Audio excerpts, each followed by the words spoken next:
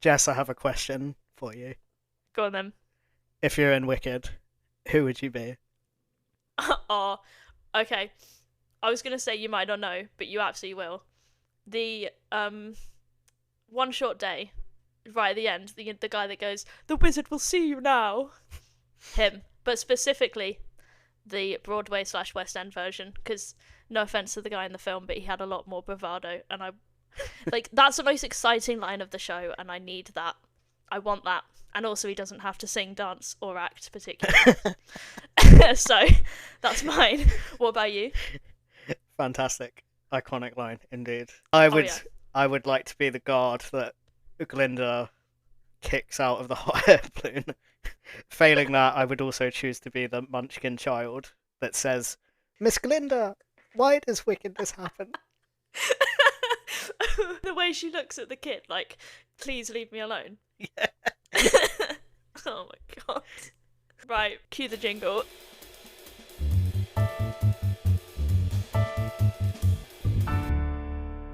Welcome back to This Is Not a Wicked Musical podcast. Today, we're going to be talking about Wicked for the third time in a row. But there's just too much Wicked to avoid. There's already so much Wicked, and there's more Wicked to come because there is another Wicked film at the end of this year. It's for good. Yes, Wicked for good because they already want to make us cry. Oh, God. That song is going to destroy me. It's, it's going to be awful, but they're going to sing it really well, and that's going to make me sob. And I want to see some little riffs going on like they did in the last ones. Right. We've spoken about what we know about Wicked. We've spoken about what's already happened. We've gone through in excruciating detail, may I add. Well done for anyone who got through that last one. Yes, if you Or haven't what seen happened in the Wicked film. Part 1, you can alternatively just listen to our spoiler discussion where we accidentally recapped the events of the entire film. Yeah, if you close your eyes, I'm pretty sure you can just see the film in your head if you listen to our podcast at the same time. But we're still also talking about predictions, but more specifically in the upcoming film, which isn't Wicked Part 2, which I think it should have been. It's just Wicked for good. Yeah, I think it's interesting with the name because it's sort of I think it's making people wonder, are they going to go back and change the name of Part 1? Oh, what would they name it? I saw some discussions of possibly like Wicked Defy Gravity, but I don't know that No. that's not a vibe No. for me. Wicked, I'm not that film. I don't know. That one. I don't know about that. Wicked, what is this feeling? That sounds crap. I think they should really like Oh, you know what they should do? They should do... It makes it sound like they're judging the film harshly, but they should do Wicked something bad. Because then you've got something bad and for good, and that just feels right to me. Like, it just... But then you don't really want to go, oh yeah, this is the name of our film, it's something bad. No, that's true, but I like the I There's like that idea. confidence. There's confidence in that. And they know it's not bad, but it's also a pun, which is, like, for good. I mean, it alludes to the something bad, Yeah, it which does. Yeah, which we yeah! which we discover is, the wizard. Jumping straight into the spoilers now. I mean, I'm assuming if anyone's listening to part 2 predictions, True. Fiyera's a skeleton. I was going to say Fiyera's a skeleton. The Halloween version of Wicked. Fiera. Jesus Christ. yeah, instead of being in a bubble, Glinda rides around in a pumpkin. Oh my god, that'd be really cool. And then, like, no, we're getting off on a tangent. What we are going to do is we're going to talk about our predictions because we have seen the show before many times. We know what happens in part 2, but how's it going to go into film? That's a big question.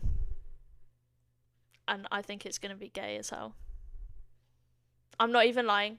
I mean, it already is on account of the many deleted scenes. Oh my god. If you haven't seen the deleted scenes. We're going to be putting some up on our Instagram. So please do check out the Interval MT Pod on Instagram. We're gonna be digging into some of our bold predictions for Wicked for Good based on what part one was like and also our knowledge of the second act of the musical. Let's get into predictions. What's your first? It's not so much of a prediction, but it was more of like a I know it's going to happen. As Long as You're Mine, which for people who have not heard the music or seen it, is the song that Fiyero and Elphaba sing. That's gonna mess me up, like fully. It's gonna be like I hear that song every time I have my musical playlist up, and it makes me cry every single time. But in Dancing Through Life, obviously, Jonathan Bailey opts down, which I was hesitant with at the beginning, as I've said, but in As Long as You're Mine, if he opts down, that's going to it's going to make it so much softer, and, like, it's going to kill me off. It is, and I really hope, and I think they will, I think they're going to go for the same style as the West End, as the musical, like, where they're kneeling in front of each other, and it's not a complicated set, it's not a complicated scene, they're just kneeling in front of each other, singing, and it's going to be beautiful. I hope they do it in the same forest where they let the lion cub free, because that would make me really happy. Yes. That would be really nice. Yeah. Yeah, because in the musical, are they in a swamp? Yeah, I think so, but that's like pretty much where they let the lion cub free, isn't it? And it was so pretty in there. And that was obviously the moment that they first kind of fell in love, and it would be really cute. I want that. And I do think they'll do it because it's, like, arguably, my opinion, other than Defying Gravity and One Short Day, it's, like, one of the most famous songs. It's the big romantic ballad of the show, really, unless, you remove What Is This Feeling? True. And For Good. But we'll get that's actually my second prediction. For Good is going to be gay. Very gay. It will be ripping everyone's hearts out. And I, for one, can't wait. I think I cried, like, a lot in the first part. The second part is going to destroy, like, we're not going to have tears left by the end. No, we'll have no tears left to cry. For Good, though, is that is my main prediction. There is going to be sexual energy in that. I swear. Yes. And it might just be Glinda who has that energy, but, like, it's love and love between friends are very similar anyway, and I think that is going to be very, like, romantic. It's going to be very intense, and I'm going to sob, so I won't see most of it. Yeah. What do you think? I love the fact that they made the choice to keep the For Good motifs throughout part one as early as, as soon as we're lifting up into that transition from No One Mourns the Wicked going to Shiz, we hear those notes and they keep coming back, and I love that they're sowing. I love that they're sowing the seeds for that. I think it's going to be phenomenal and very, very sad. It will be. But I think it's also going to be, like, pretty and delicate. Like, I think it's just going to represent their love for each other, and I think it's going to be lovely. You know what would be really nice? If they started the film the same way as they started the first one, like, with the same kid, nice. But, like, maybe not the same kid. He was a bit young. He'd be like a baby at that point, or a little toddler. That'd be cute.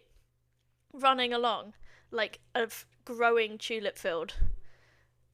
Like, starting off, because it starts, obviously, Thank Goodness has proper, like, vibes to No One Mourns the Wicked. Like, it's a celebration. Yeah, Thank Goodness is, and this is less of a prediction, but just a more of, I'm excited. I can't wait to see what Ariana does with Thank Goodness, because really, I think, Glinda has a lot of, she has a lot of great moments and a lot of big songs. To me, I think Thank Goodness is always the song that feels the most true to who she is. So she's singing about, she's gotten everything she's ever wanted, but she realizes it's complicated, and sometimes you have to burn bridges and cross bridges, and you don't realize sort of how far you've gone until you've gone over the other side. I think that song is going to be equally devastating, but I'm very Mm. excited. And to segue off of this, because in Thank Goodness, in the musical, Madame Morrible kind of interrupts and announces Glinda and Fiero's engagement to, Glinda's delight, and Fiero's like, huh? Surprise, yeah. Yeah. Like he's like, my man's not even paying it. Like, he's looking in the distance for green. Like, you know what I mean? Like, he's not present at all in this situation. So he's very taken by surprise. I think in Wicked for Good, I think there will be a wedding Do because, you? well, based on the fact that there are leaked pictures of Glinda in a white in a white wedding dress. Yeah, but it also seems so like Linda to just wear that when she's getting engaged. Like she see, like when someone dies, like Miss Havisham. She seems like a Miss Havisham situation. Like when she gets engaged, she's not going through a mourning period. She's going through like a celebration period where she wears a series of 3 different wedding dresses a day for the next for the whole time that she's engaged. She seems like that kind of person. Yeah, I can see that. But I do agree with you. I think we're gonna have a wedding. Yeah, I think whether it will be within reality or it will be like a really heartbreaking what if, Oh my like this god, could have imagine. been dream sequence that she has. Oh, that made me cry. Fiero, he does eventually break up with Glinda because he admits that he's in love with Elphaba, and that's why he's been, that's why he became captain of the guard, and he's been spearheading the search for her for. So this is interesting as well because the time skip is never, like, as far as I'm aware, they've never come out and No, specifically said, this is not how as far much as I'm time has aware. passed. I've always assumed it's around 5 years.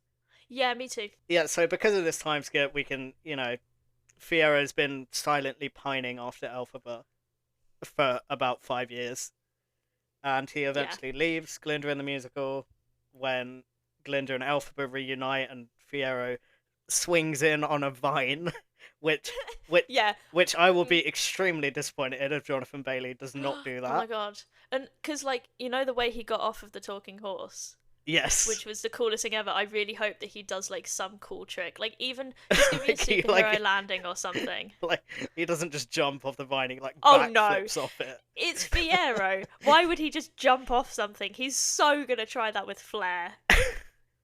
I And can't wait. I hope it's like a into the woods agony kind of situation. That's what I need. That's what I need. Fiero swings in on a vine, and the rest of the guards come in, and Fiero is like, "Okay, peace out. I'm in love with Peace her. I'm out. going. Bye." And I'm done. Glinda is heartbroken. I don't want it to happen because it's gonna make me cry, but I'm hoping it does. I'm hoping that Fiero leaves Glinda at the altar because Oh my god. I just think it would be even more impactful. Do you actually I honestly, don't want that would I be don't want that for her. I love her. no, but oh, I love her as well, but that would be the most for fans of Bridgerton, that would be the most satisfying thing in the world because if you've seen Bridgerton, on season 2, Anthony, played by Jonathan Bailey, leaves Edwina. God, I hope it's Edwina. It is Edwina. Leaves Edwina at the Isle. So it would be the same kind of situation. And I reckon now that you've said it, I bet you that's where she sings "I'm Not That Girl" because he'll confess his feelings at the altar, leave her, and as he's running down the aisle, she sings "I'm Not That Girl." Just like it did in the first "I'm Not That Girl," where he leaves, she calls out, Elphaba calls after him, Glinda's gonna call Oh after him yeah, and sing it, yeah. and it's gonna be the most Oh. mirrored thing in the world, and it's gonna be so nice. The thing I've just thought about though, on the tangent of Glinda being left at the Isle, on whether it's through the deleted scenes or the stuff that we've seen, Fiyero might be a prince. He might be a bit of a nepo baby because he's now captain the guard. He has no friends. He does not chat with people in all of the deleted scenes. It's him, Glinda, Elphaba, Nessa, and Bok. So who's going to be his best man? Bok. Bok is going to marry off Fiyero to the love of his life. I mean, are we sure it wouldn't be the horse? His talking Jack! horse. His Jack talking horse that. friend. No, absolutely not, Tyler. Hear this out. The horse is the officiator of the wedding. You know I'm right. So, picture this, everyone. Close your eyes. Picture this. It's going to be the most overdone wedding you've ever seen. We're talking Bridgerton-style flowers everywhere. There's like some waterfall somewhere. There's definitely bubbles, and it's definitely very pink. There is absolutely no green in there. No one would allow it. Just pink. You've got Bok and Nessa. Nessa's in the front row. Bok is standing at the aisle with Fiyero. Elphaba's not there. Glinda. Elphaba's watching from the skies or something like that. There's like a little monkey in the window. I don't know.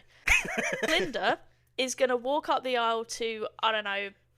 Can I interject? Yes, please tell me the song she's walking the aisle can't. in. I can't. I was gonna Why? say gay icon Dr. Dillamond would be there with his one of his boyfriends. He can't. But I can't. There's gonna be no animals but the horse officiator, Tyler. And Obviously. the chickens in their lovely top hats from the Emerald City can my also God. not make an appearance. No animals here. I'm really sorry. Unless, oh my God, it could happen. It could happen. Dr. Dillamond could give the rings over, but he can't talk anymore. He looks like a normal goat. He looks like a normal goat. Like okay, sorry, Tyler. He doesn't have glasses on. I don't know what more you want from me here. He doesn't wear clothes. He hasn't got his fashion forward cardigan. Exactly. He can't knit cardigans, so he's done. Glinda's like walking up, and I reckon it's gonna be like a situation of like, of like, what is this feeling? It's gonna be like the little piano thing going on. No, we got a little slow piano version of Dancing Through Life. Oh yes, slow piano version of Dancing Through Life. I really hope everyone still has their eyes closed. Glinda gets to the altar. Fiero's like, wow, you're perfect. She's like, you're perfect. They like give each other a look. Bok is like permanently in the back of the shot. We've got to go with this. And he's just looking at Glinda the whole time. And like, if you look really carefully, there's like a tear going down his eye. Oh. And then the Dr. Dillamond, Jack the horse. Jack the horse is like, do you Glinda the Good take Fiyero from Winky Country, which is weird, to be your lawfully wedded husband? She's like, I do. She does a little hair flick. Glinda doesn't have a surname anymore.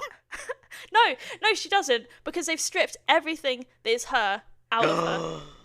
Oh yeah. Oh yeah. Yeah, okay. I'm not messing about with this one. And then the horse's name isn't Jack, but the actual horse's name is Jack. I really hope you're following and still have your eyes closed. Rule of thirds. So then Jack the horse says to Fiyero the same thing, but the other way around. And Fiyero looks at her, says that there's an awkward silence. Bok looks slightly like hopeful in this situation, and he says, I don't know, says no or something like that, but it'd be more dramatic. I can't think of it on the spot. Walks away. She's like, Fiyero. Bok like instantly goes to console Glinda, basically is trying it on while she's at the altar, which is a bit early, right in front of Nessa. Nessa's crying, Glinda's crying, Bok's like happy. That's what I genuinely think. If, let it be said right here and right now, if that happens, I will genuinely stand up in the cinema and like I don't even know what I'll do. I don't know, but I'll be so proud of myself. Anyway, tangent over.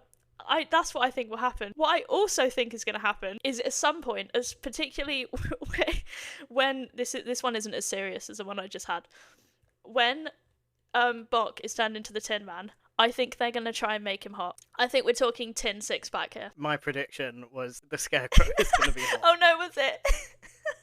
There's no way they're going to conceal, like, all of Jonathan Bailey's face. In one of the deleted scenes, isn't there a bit where, like, not the Scarecrow, Fiyero and Bok, like, take their tops off? So, although the digital version of Wicked is now available, and there are quite a few deleted scenes that can be watched, this is a cut montage from the film that hasn't been released. So we're gonna share a little bit with you all here. Shall I go first? Go on, Tyler. In the woods, Elphaba, Fiyero, and Nessa continue to follow Bok.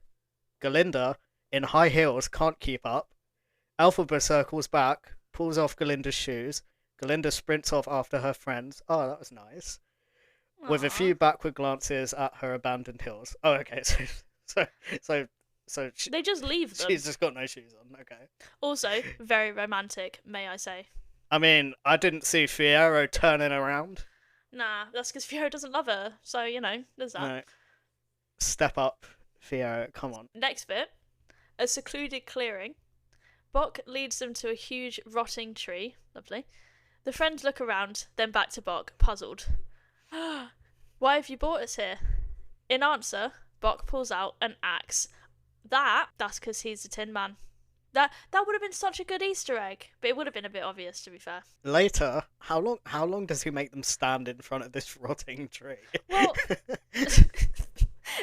everyone's starving hungry now. The dead tree is part. So he brought them to a rotting tree just so they could hack it down with an axe. Why do you need 5 people to do this? If there's only one axe. I mean, I'm reading on, and there's literally nothing they do with this tree. How are they all holding on to this axe? But they're not all holding on to the axe, not at the same time. It's not some weird group activity. Which is why I'm saying, like, Bok, what is the point? I don't know. But Bok never has a point. He's just there. Bless him. Okay, so later, the dead tree is partly cleared. Fiyero takes off his shirt. Wow! It's genuinely really excited as well. Bok takes off his shirt. Wow? There is a question mark for context. Which tells me it. he is ripped.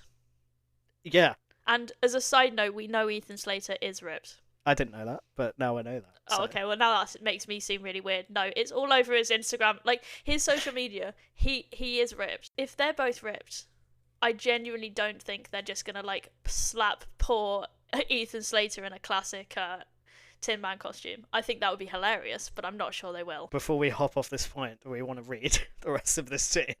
Oh my god, yeah, we can't just leave you with that. That's really sad. Wait, does that mean we're gonna have... No, because we're not singing the end bit. Like I said, I will be putting this on our Instagram. To read it yourself and hear our own voices singing, you can imagine that they sound exactly like Fiyero and Glinda. They definitely do. Check out the Interval Empty pod for the deleted scene. Library. This is like I like this little montage. They're at one table, leaves still stuck to their hair and clothes. Nessa shares her notes with Bok.